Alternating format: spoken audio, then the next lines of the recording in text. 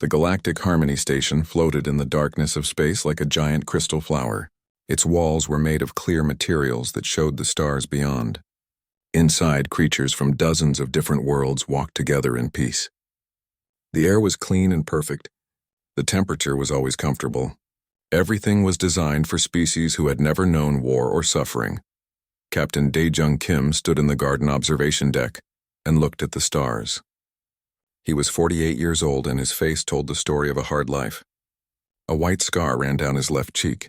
His hands showed marks from old burns. When he moved carefully, like someone whose body had been broken and put back together more than once. He wore the dark blue uniform of Earth's diplomatic service. The uniform was clean and pressed, but it could not hide what he was. A human. A member of the newest species to join the galactic community. A species that made the other aliens uncomfortable. Humanity had been granted provisional membership just 6 months ago. It meant they were allowed to be here, but they were not fully trusted. Not yet, maybe not ever.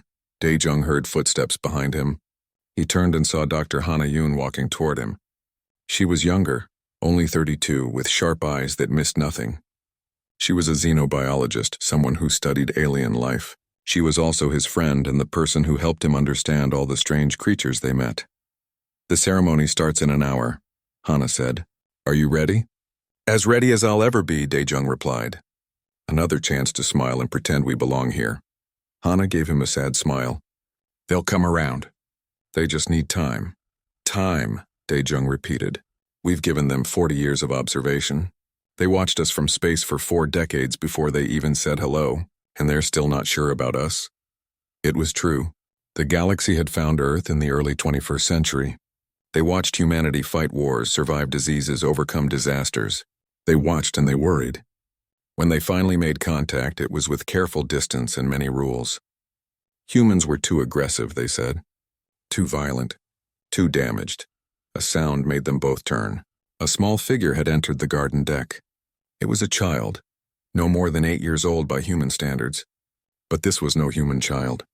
The creature's skin was like crystal, catching the light and breaking it into rainbow colors. Its eyes were large and silver. It moved with perfect grace. This was a Velthani child. The Velthani were one of the oldest and most respected species in the galaxy. They had evolved on a world of perfect peace. Their bodies healed instantly from any injury, leaving no marks behind. They had never known true pain or suffering. The child was called Rithal. It walked slowly through the garden, looking at the earth plants that had been brought to the station. Roses, bamboo, cherry blossoms. The child seemed fascinated by them. Then Rithal saw Dae-jung. The child stopped. Its silver eyes went wide. It stared at the scar on Dae-jung's face. Dae-jung knew that look. He had seen it 1,000 times since coming to the station. Fear, curiosity, disgust. The other species could not understand why humans looked the way they did. Why their skin showed marks and lines. Why their bodies carried the signs of damage. Rithal walked closer. The child tilted its head and studied Dae-jung's face with innocent wonder. "What is that?" Rithal asked in the common language. Its voice was soft and musical. "That line on your face. What is it?" Dae-jung knelt down so he was at the child's eye level. He tried to smile in a way that would not frighten the young alien. "It's called a scar," Dae-jung said gently. "I got hurt once, and this mark is what was left behind." "Hurt?" The child did not seem to understand. "But you healed?" "Yes, I healed. But humans don't heal perfectly. We heal with marks." Rithal reached out one crystalline finger, almost touching the scar but stopping just before. "Does it hurt?" "No, not anymore." "Rithal." A sharp voice cut through the garden. An adult Velthani rushed toward them. This was Ambassador Theron, Rethal's parent and the representative of the Velthani people. Theron's face showed worry and something else. Disapproval. "Come away from there," Theron said, pulling the child back. The ambassador looked at Dae-jung with barely hidden distaste. "I apologize, Captain. My child does not understand about your kind yet. Your kind." The word stung, but Dae-jung kept his face calm. "No apology needed, Ambassador," Dae-jung said, standing up. "Curiosity is natural." "Perhaps," Theron replied coldly. "But it is not appropriate for a child to be exposed to such things. The marks of violence, the signs of a barbaric past. The ambassador turned and led Rethal away. The child looked back once, silver eyes still full of questions. When they were gone, Hana put a hand on Dae-jung's shoulder. "They don't understand," she said. "No," Dae-jung agreed. "They don't. They see scars and think we're broken. They don't see what we survived to get these scars. They don't know what it means to fall down and get back up." He touched the scar on his cheek. He had gotten it 10 years ago during a rescue mission. An explosion had thrown shrapnel everywhere. The piece that hit his face had missed his eye by 2 centimeters. He had kept working, bleeding until everyone was safe. The scar was ugly, but it was also a reminder. He had survived. He had saved lives. "The scar was proof. Come on," Hana said. "The ceremony won't wait." They walked together through the perfect corridors of the station. Around them, aliens of every description moved about their business. Tall creatures with 6 legs, flying beings with wings of light, blobs of living crystal that spoke through musical tones, all of them beautiful in their own way, all of them perfect and unmarked. The cultural exchange ceremony was held in a grand hall. Representatives from 47 species gathered to share art and music and stories. It was meant to celebrate diversity and peace. Dae-jung and his small human delegation sat in their assigned section and watched. They clapped at the right times. They smiled. They tried to belong, but Dae-jung could feel the eyes on him. On all of them, Lieutenant J. Park, the young security officer, sat stiffly in his uniform. He was only 26 and eager to prove himself. To prove that humans deserved to be here, his hands were clenched in his lap. The ceremony ended. The crowd began to leave. That was when the alert sounded. It was a soft sound, not frightening, but the words that followed made everyone freeze. Emergency beacon detected. Colony World New Haven. Catastrophic disaster reported. All available rescue vessels respond. Dae-jung was on his feet immediately. Around him, the other species murmured in confusion and worry. The Galactic Harmony Council had procedures for this. Protocols, forms to fill out, committees to consult. It would take hours to organize an official response. He looked at Hana. She nodded. She understood. "Lieutenant Park," Dae-jung said quietly, "get the crew to our shuttle. We leave in 10 minutes. "Sir," Park whispered urgently, "we don't have authorization." "The council hasn't approved. People are dying," Dae-jung said. His voice was calm but hard. "We can help. We're going." Park's eyes lit up. He saluted and ran. The human delegation slipped out of the hall while the other species debated and discussed. By the time anyone noticed they were gone, the human shuttle was already accelerating away from the station, heading toward the disaster at full speed. Behind them, Ambassador Theron watched the shuttle's lights disappear into the dark. The ambassador held Rethal close and wondered what kind of fools rushed toward danger instead of away from it. They would find out soon enough. The colony world of New Haven had been beautiful once. Green forests covered gentle hills. Clear rivers ran through valleys where 5 different species had built their homes together. It was supposed to be a symbol of galactic harmony, a place where everyone could live in peace. Then the asteroid hit. The human shuttle broke through the smoke-filled atmosphere. Through the windows, Dae-jung could see the destruction below, a massive crater where the asteroid had struck. Fires burning in every direction. Collapsed buildings. The beautiful colony was now a disaster zone. Readings showed toxic dust in the air, Hana reported from her console. Temperature is 43 degrees Celsius. Radiation levels are elevated. Multiple chemical fires. Lieutenant Park checked his equipment. Rescue teams on the ground report they can't operate in these conditions. Most species can't handle the heat and the air quality. Dae-jung understood. The galactic species had evolved on perfect worlds. Stable climates, clean air, safe conditions. This kind of chaos was beyond their experience. But humans had survived ice ages and heat waves, plagues and famines. Earth had tried to kill humanity 1,000 different ways, and humanity had learned to adapt. "Take us down," Dae-jung ordered. "Find the worst area and land there." The shuttle landed near what had been the central district. Buildings had collapsed into piles of rubble. Dust hung in the air like fog.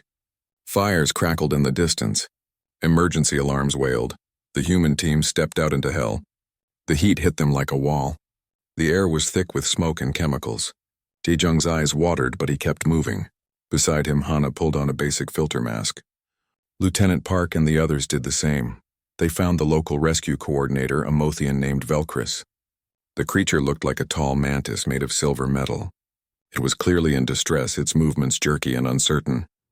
"You should not be here," Velcris said in a trembling voice. "The conditions are too dangerous. We are waiting for proper equipment from the Central Worlds." "How long until that equipment arrives?" Daejung asked. 18 hours. "Maybe 20. People trapped under that rubble don't have 18 hours, Daejung said. "We're starting rescue operations now. Can you show us where survivors are located?" Velcris hesitated, then brought up a holographic map. Red dots showed where life signs had been detected under collapsed structures. There were hundreds of them. Daejung split his small team into groups. Lieutenant Park would lead one squad. Hana would coordinate medical response. The engineers Bo-Rahan and Taemin Choi would handle structural problems. Daejung would work wherever he was needed most. They moved fast. While the alien rescue team stood paralyzed by the harsh conditions, the humans got to work.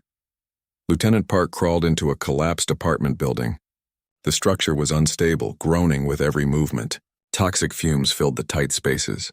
Park pulled himself forward on his elbows, following the sound of crying. He found them in a pocket of space under a fallen beam. 3 Velthani children huddled together in terror.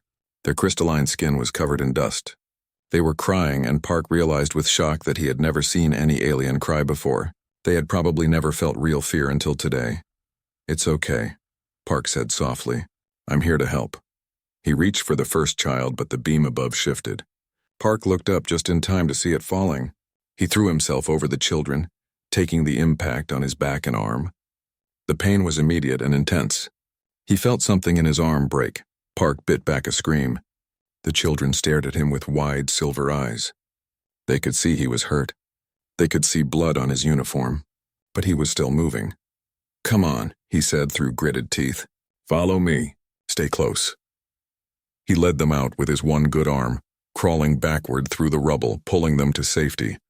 Across the disaster zone, Daejung worked at another collapse site. A support beam had trapped a group of aliens underneath. The beam was burning. Fire crawled along its length, and toxic smoke poured from the chemicals inside. The alien rescue workers stood back, unable to approach the flames. Daejung studied the situation for 3 seconds, then made his decision. He grabbed the burning beam with his bare hands. The pain was incredible. His palms blistered immediately. The smell of burning flesh filled his nose. But he lifted. His muscles screamed. His hands screamed. He lifted anyway. The beam rose. The trapped alien scrambled out. When the last one was clear, Daejung let go and staggered back. He looked down at his hands.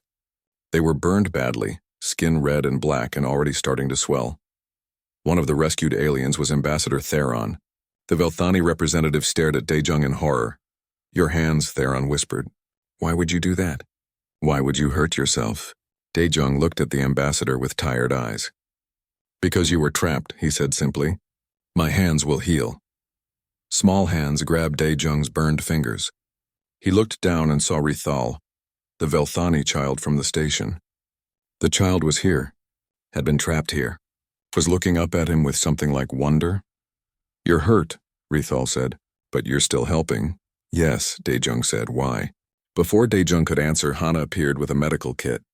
She immediately started treating his burns, working with quick efficiency.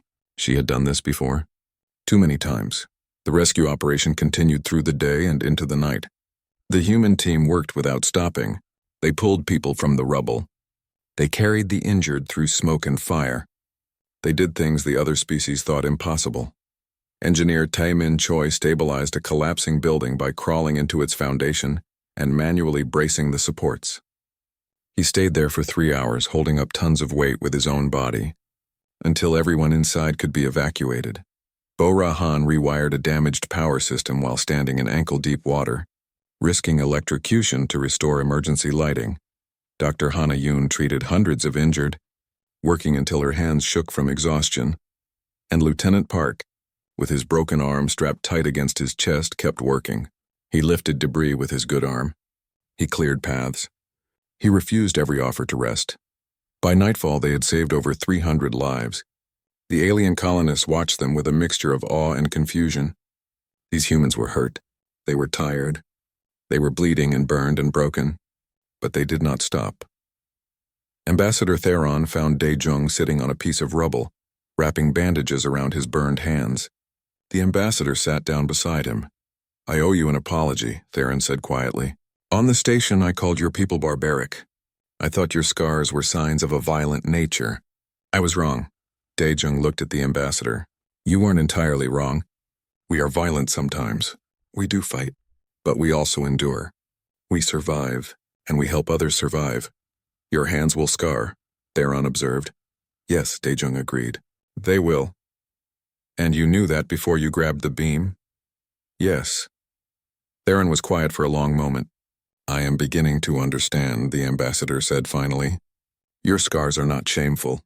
They are proof of your choices, of what you are willing to endure for others." Before Daejung could respond, alarms began blaring across the colony. New alarms, different from before. These were urgent and terrifying. A voice came over the emergency speakers. "Critical alert. Reactor core instability detected. Radiation levels rising. Core breach estimated in 40 minutes. All personnel evacuate immediately." Daejung stood up, his burned hands forgotten. Around him, the colonists began to panic. If the reactor failed, everyone would die.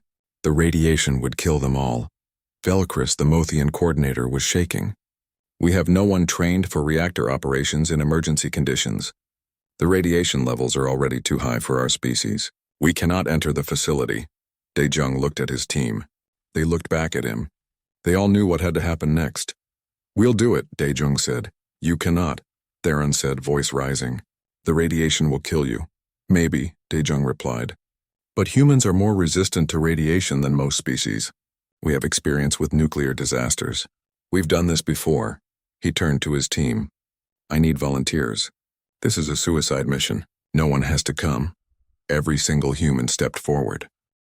The reactor facility was underground, deep beneath what had been the central district. A long tunnel led down into the darkness. Red emergency lights flickered along the walls. Steam hissed from broken pipes. The air was hot and thick with the smell of melting metal. Daejung stood at the entrance with his team. Lieutenant Park with his broken arm. Dr. Hana Yoon with her medical scanner. Engineers Bo-ra Han and Taemin Choi with their tools. 5 humans against a dying reactor. They wore protective suits, but everyone knew the suits were not good enough. The radiation levels inside the facility were already climbing past what the suits could handle. Going in meant accepting damage that could not be undone. Behind them, hundreds of colonists watched in silence. Every species represented on New Haven was there. They had gathered to witness what they could not understand. 5 humans walking toward their deaths to save people they barely knew. Rethal stood with Ambassador Theron at the front of the crowd. The child's silver eyes were fixed on Daejung. "They are going to die," Rethal whispered. "Yes," Theron said quietly. "They know it. They are doing it anyway. Why?" Theron had no answer. Daejung checked his equipment one last time. He looked at his team. They all nodded. "Ready." "Remember the plan," Daejung said. "Bo-ra and Taemin head to the cooling system. Hana monitors our vitals and guides us through the layout. Park, you're with me on the containment controls. We have 40 minutes. Let's not waste them." They entered the tunnel. The heat increased with every step. Daejung's radiation counter began clicking immediately. Soft at first, then faster. The sound was almost peaceful, like rain on a roof. But each click meant invisible particles tearing through their bodies, damaging cells, shortening their lives. Outside, the colonists watched a video feed from the team's helmet cameras. They saw the humans move through conditions that would kill any of them in minutes. The temperature was 60 degrees Celsius. The radiation was intense enough to make the air shimmer. Toxic gases leaked from damaged systems. The humans kept moving. They reached the first junction. Water covered the floor, contaminated coolant that had leaked from broken pipes. It was radioactive. Touching it meant absorbing more radiation. But they had to cross it. Daejung waded in first. The water came up to his knees. His radiation counter screamed. He ignored it and kept moving. The others followed. Bo-ra and Taemin split off toward the cooling systems. Daejung watched them disappear into the steam, then continued forward with Park and Hana. In the cooling control room, Bo-ra and Taemin found the problem immediately. The automated valves had failed. Someone had to operate them manually. The valve wheel was inside a section with no shielding.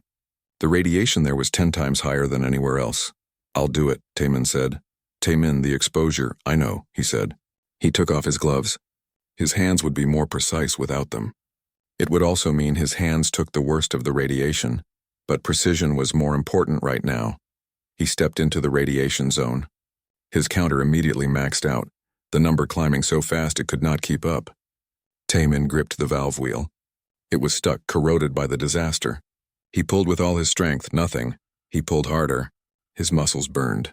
His hands were already beginning to hurt from the radiation. The valve wheel groaned, moved, turned. Coolant began flowing again. 1 valve done. 3 more to go. Taemin moved to the next valve. And the next. His hands were shaking now. The radiation was cooking him from the inside, but he kept turning valves until all 4 were open. Cooling system is operational, Bo-Ra reported over the radio. In the main control room, Dae-jung and Park worked on the containment systems. The computer interface was damaged. They had to input commands manually, working through complex sequences without being able to see if they were working. Park typed with his good hand, while Dae-jung read out codes from a backup manual. The broken arm made Park slower, but he never complained. Sweat poured down his face inside the helmet. His radiation badge had turned from green to yellow to red. Hana watched their vital signs on her scanner. All of them were in dangerous territory. Park's broken arm was swelling inside the suit. Taemin's hand exposure was critical. Bo-Ra's core temperature was too high. Dae-jung's heart was working too hard. She said nothing. They did not need to know. They had a job to finish. 20 minutes, she said instead. The core is stabilizing, but we need to lock down the final containment sequence. Working on it, Dae-jung replied. His voice was steady, but Hana could hear the strain in it. A pipe burst above them. Superheated steam filled the room. Dae-jung threw himself over the control panel to protect it. The steam hit his back. He felt the suit burn through in places, felt his skin burn, but the panel was safe. He kept typing. Outside, the watching colonists had gone completely silent. They could see everything on the video feeds. They saw Taemin's hands shaking as he turned valves. They saw Park typing through obvious pain. They saw Dae-jung burned by steam and not stopping. They saw Hana's face as she watched her friends dying and kept guiding them through the procedures. Rethal clutched Theron's hand. They are hurting so much, the child whispered. Why don't they stop? Because, Theron said, voice breaking. They will die if they stop. And so will we. So they endure. 10 minutes, Hana announced. Core temperature is dropping. We are almost there. Bo-Ra's voice came over the radio, weak but determined. Cooling system holding. We did it. Final sequence entered, Park said. He hit the execute button. Nothing happened. He hit it again. It's not responding. Dae-jung leaned over the panel. He saw the problem. The execute button was damaged. It would not register the command. Someone had to physically complete the circuit. That meant touching live electrical components in a radioactive environment. He looked at his burned hands. Looked at Park's broken arm. Made his choice. Everyone get out, Dae-jung said. Now, sir, Park started. That's an order, Lieutenant. Get them out, Hana's voice was quiet. Dae-jung, the radiation exposure if you stay, I know, he said. Go, I'll be right behind you. They hesitated. Then, because they were soldiers and he was their captain, they obeyed. Dae-jung waited until he heard their footsteps retreating. Then he turned back to the panel. His radiation counter had stopped working. The levels were too high for it to measure. That was probably for the best. He did not need to know the numbers. He just needed to finish this. He pried open the panel with his burned fingers, found the damaged circuit, took a deep breath and bridged the connection with his bare hand. Electricity shot through him. His whole body locked up. The pain was beyond description. But he held on. The execute command went through. The containment systems engaged. The reactor stabilized. All across the facility, warning lights turned from red to yellow to green. Dae-jung let go. He fell to his knees. His vision was blurry. His body was shutting down. But he had done it. He tried to stand. Could not. Tried again. His legs would not hold him. Footsteps echoed in the corridor. Park appeared, running back against orders. The lieutenant grabbed Dae-jung with his one good arm and half-carried, half-dragged him toward the exit. I told you to go, Dae-jung mumbled. Yes, sir, Park said. I'm terrible at following orders. They emerged into the night air. The colonists rushed forward. Hana was there immediately, her medical scanner already working. Her face went pale when she saw the readings. Daejung collapsed. The last thing he saw before darkness took him was Riethal's face. The child was crying. He had never known aliens could cry. "You saved us," the child was saying. "You saved all of us." "Yes," Daejung whispered. Then the darkness claimed him completely. Around them, the colony was safe. The reactor was stable. Hundreds of lives had been saved.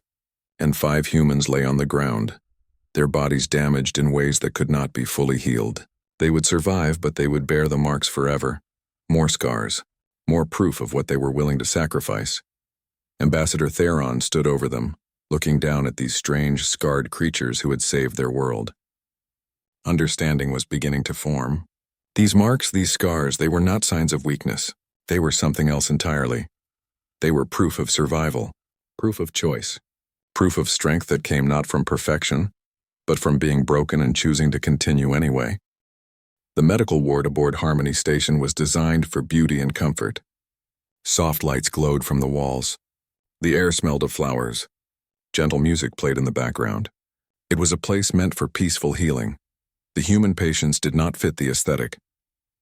Captain Daejung Kim lay in a medical bed with his hands wrapped in regeneration bandages.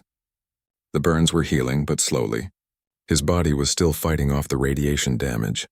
The alien doctors had been shocked by his scans. They found evidence of old injuries throughout his body, broken bones that had healed, scar tissue in his lungs, signs of previous radiation exposure. This human had been dying for years, piece by piece, and had just kept going. In the next bed, Lieutenant Park's broken arm was in a new cast. In the beds beyond, Bo Rahan, Taemin Choi, and Dr. Hana Yoon rested. All of them damaged, all of them alive. While they recovered, the Galactic Harmony Council met in emergency session. The Grand Chamber was full. Representatives from 47 species had gathered to discuss what had happened on New Haven. But more than that, they were there to discuss humanity itself. The session began with a Velkari representative standing to speak. The Velkari were tall, elegant beings made of living metal. Their voice rang like bells. The humans violated protocol, the Velkari said. They deployed to New Haven without authorization. They endangered themselves recklessly. This is not how civilized species behave. A Mothian representative agreed. They disregard their own safety completely. They seem to seek out danger. This is not bravery. This is a species with no regard for life, not even their own. More voices joined in. The Tauran scholars presented medical evidence. Every human examined showed signs of previous trauma. Old injuries. Healed damage. Their bodies were maps of survival. This is not healthy, the Tauran said. This is a species that has suffered too much. They are damaged. The arguments went on for hours. The consensus was forming.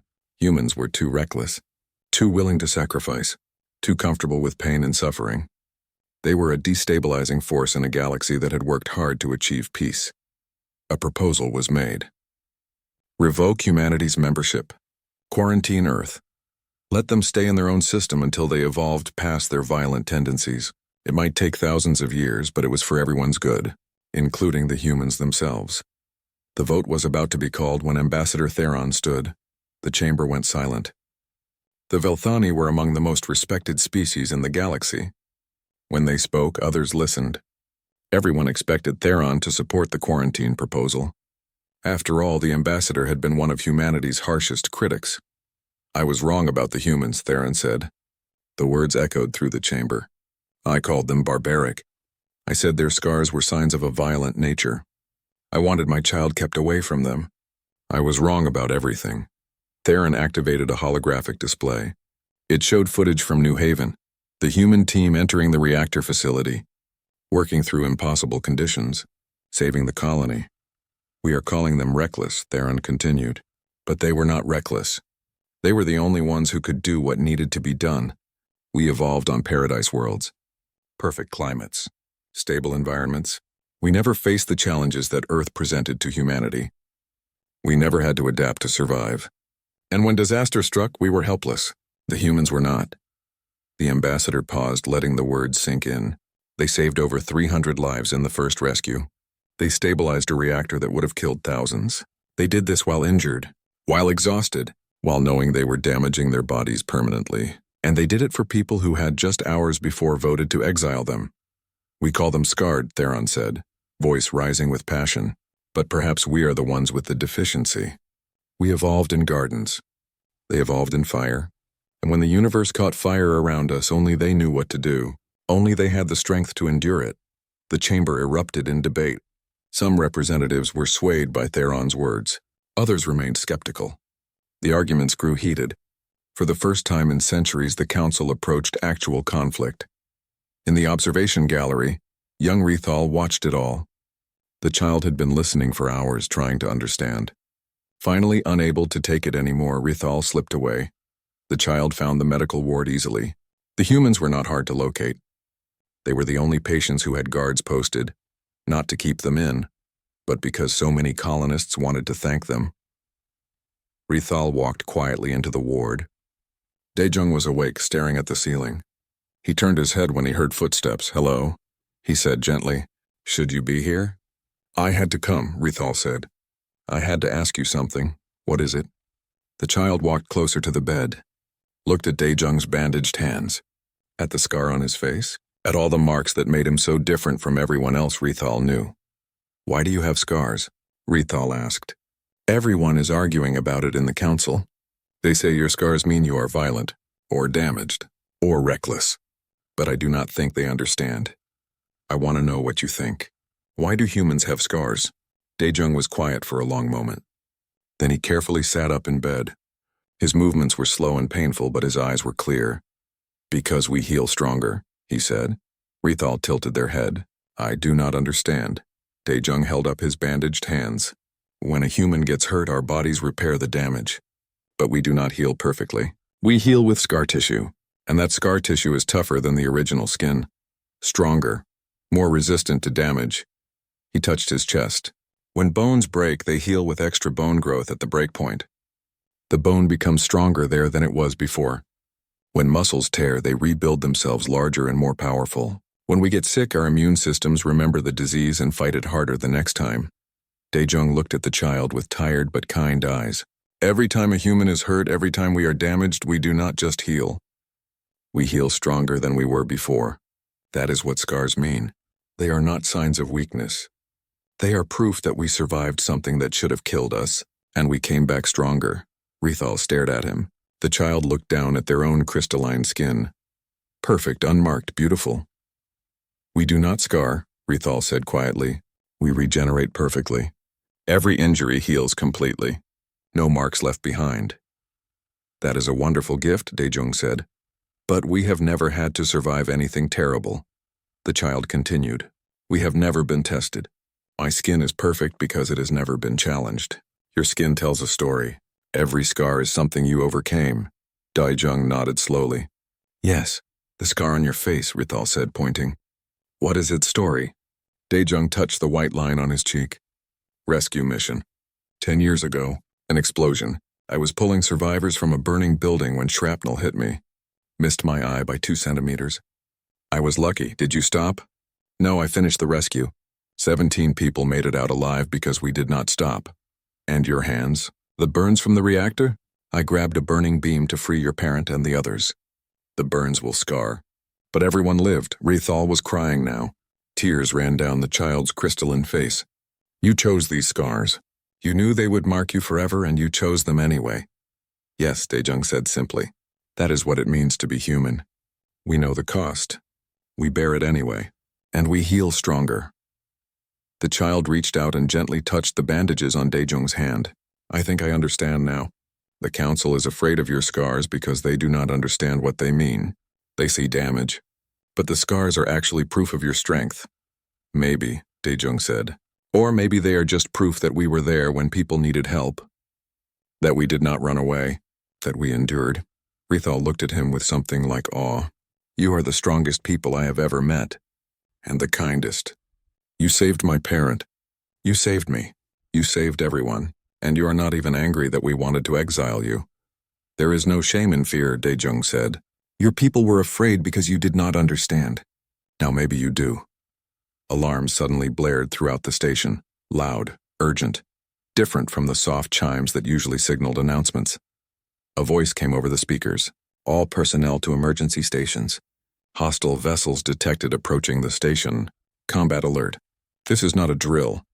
Dae-jung was out of bed immediately, his exhaustion forgotten. Rithal backed away in fear as humans throughout the medical ward began moving, preparing for something the child did not understand. War had found Harmony Station, and the only people who knew how to fight were 5 humans who could barely stand. The raiders called themselves the Kreth. They came from the dark spaces between systems where no government reached. They survived by taking what they wanted from peaceful colonies and stations. They had been watching Harmony Station for weeks, waiting for the right moment to strike. That moment was now. The station's best defenders had just returned from New Haven, exhausted and damaged. The council was in chaos. It was perfect. 3 Kreth ships approached the station. They were ugly things covered in armor and weapons. They did not bother with communication. They just opened fire. The station's shields held for about 30 seconds. Then they failed. The Kreth began cutting into the hull. Panic spread through the corridors. Most of the species on board had never experienced violence. They did not know how to respond to an attack. Security forces existed, but they were trained for disputes and accidents, not warfare. Dae-jung stood in the medical ward, pulling on his uniform with burned hands. Around him, his team was doing the same. They were all injured, all exhausted, all still recovering from radiation poisoning. They should have been in bed, but people were dying. So they got up. "Sir," Lieutenant Park said, his broken arm still in a cast. "The station has maybe 30 humans total. Civilians mostly. Against a Kreth raiding party? Then we need those civilians," Dae-jung replied. He activated his communicator. "All humans on Harmony Station, this is Captain Kim. We are under attack. Meet at Section 7, Corridor 12. 5 minutes. Bring whatever you can use as a weapon." They came. Engineers with tools. Scientists with chemical knowledge. Merchants who had served in Earth's military years ago. 32 humans total. Some were old. Some were young. None were in good shape. But they came. Dae-jung looked at them and saw what they were. Survivors. Every single one had lived through Earth's harsh conditions. Had overcome something to get here. They were scarred in their own ways, and that meant they were strong. "The Kreth are expecting victims," Dae-jung said. "Let's show them survivors instead." They split into teams. Bo-ra Han and Taemin Choi took the engineers to turn the station's maintenance systems into traps. The merchants and former soldiers formed combat units. Dr. Hana-yoon set up a field hospital. Lieutenant Park, despite his broken arm, led a team to defend the civilian areas. The Kreth breached the hull in 3 places. They poured into the station, expecting easy prey. What they found was something else. The humans turned the pristine corridors into a war zone. They used the station's own systems against the invaders. Bo-ra triggered pressure doors to trap groups of raiders. Taemin rerouted power conduits to create electric barriers. The engineers flooded sections with coolant, making the floors impossible to walk on. In the tight corridors, Lieutenant Park's team fought with improvised weapons. Maintenance tools became clubs and spears. The young officer led his group with his one good arm, using tactics learned in training halls back on Earth. The Kreth were bigger and stronger, but the humans were smarter and more determined. Park took a hit to the shoulder, then another to his ribs. His broken arm screamed in pain with every movement. He kept fighting. Behind him, the civilian aliens watched in awe. These humans were already wounded, already exhausted, but they were not stopping. Dae-jung found the Kreth leader in the main hub. The raider was huge, twice his size, covered in natural armor. It laughed when it saw him. "A human," the Kreth leader said in rough galactic common. "I heard about your species, weak, fragile, soft." Dae-jung looked at the creature with calm eyes. His burned hands hurt. His body was shutting down from radiation damage. He was running on nothing but will. "Yes," Dae-jung said. "We are all of those things, but we are still standing, and you are about to learn why." The fight was brutal. The Kreth leader was stronger and faster. Every hit it landed should have ended the battle. Dae-jung took blow after blow, feeling bones crack, feeling old injuries tear open. But he had learned something in all his years of survival. Pain was temporary. Giving up was permanent. He fought back with everything he had, used every dirty trick learned in a lifetime of combat. Went for weak points, used the environment. Refused to stay down. The Kreth leader was confused. This human should be dead. Should have given up. But he kept coming. Kept fighting. Wounded and bleeding and still attacking. Daejung finally found an opening. A pressure point on the creature's neck that Hana had mentioned in a xenobiology briefing months ago. He struck hard with his burned hand, ignoring the pain. The Kreth leader collapsed. Throughout the station, the tide turned. The raiders had expected an easy raid. Instead, they found humans who fought like cornered animals. Fought dirty, fought smart, fought with an intensity that came from evolving on a world that tried to kill you every day. The Kreth retreated. Their ships pulled away from the station, leaving behind their dead and wounded. They had raided hundreds of peaceful stations before. This one had taught them a lesson. Some prey fights back. As the alert sirens fell silent, the station's population emerged from their hiding places. They found the human defenders standing among the wreckage. Every single one was wounded. Blood covered the pristine floors. Daejung could barely stand. Park had collapsed against a wall. Bora and Taemin were helping each other walk. But they had won. The station was saved. Ambassador Theron found Daejung in the main hub. The captain was sitting on the floor, too tired to move. New wounds covered him, more scars forming. "You saved us again," Theron said quietly. "People who just hours ago voted to exile you. And you fought for us anyway." "Yes," Daejung said simply. "Why?" Daejung looked up at the ambassador with tired eyes. "Because you were in danger. And we could help. That is enough." The Galactic Council met again the next day. But this time there was no debate about humanity's membership. The vote was unanimous. Full membership, full rights, full recognition. Ambassador Theron gave a final speech. "We debated whether humanity was too dangerous to include in our society. We were asking the wrong question. The real question is whether we are brave enough to deserve them. They did not just fight for themselves. They fought for us. They acquired new scars protecting people who had condemned them. That is the answer to what human scars mean. They mean humanity will stand when we fall. We'll fight when we cannot. We'll endure what we cannot endure. We need them." 3 weeks later, Daejung was back in the garden observation deck. His new wounds were healing. More scars forming. His hands would never look the same. The burns from the reactor and the new injuries from the battle had left permanent marks. He heard small footsteps behind him. Turned and saw Rithal approaching. The child looked different somehow. More thoughtful. More aware. "Hello," Daejung said with a gentle smile. Rithal walked up to him and looked at his scarred hands. "You have more marks now." "Yes, I do. Will you teach me?" the child asked suddenly. "Teach you what?" "How to be strong. Like you." Daejung knelt down to the child's eye level. He looked at Rithal's perfect crystalline skin. Unmarked. Untested. "True strength does not come from ease," Daejung said gently. "It comes from struggle. From being broken and choosing to stand back up. From enduring pain and continuing anyway. But I hope you never have to learn that lesson the way we did. That is why we are here, so that maybe your generation will not have to bear what we bore." Rithal thought about this, then reached out and gently touched the scar on Daejung's cheek, the one that had started everything. "But if we do have to," the child said quietly, "if something terrible happens again, you will show us how." Daejung smiled. "Yes, we will show you how to bear it, how to survive it, and how to heal stronger." The child nodded and ran off to find Theron. Daejung stood and looked out at the stars. He touched his scarred cheek, feeling the raised tissue, a reminder of every battle survived, every wound healed, every time he chose to stand when falling was easier. Behind him, the station continued its peaceful routine. Species from across the galaxy walking together, but now they walked with humans among them. Scarred humans, damaged humans, strong humans. The galaxy was learning a new truth, one that Earth had taught humanity over millions of years of evolution. Scars were not signs of weakness. They were proof of survival, evidence of battles fought and won, marks left by challenges that were overcome. They were the answer to the alien child's question. "Why do you bear scars?" "Because we heal stronger,"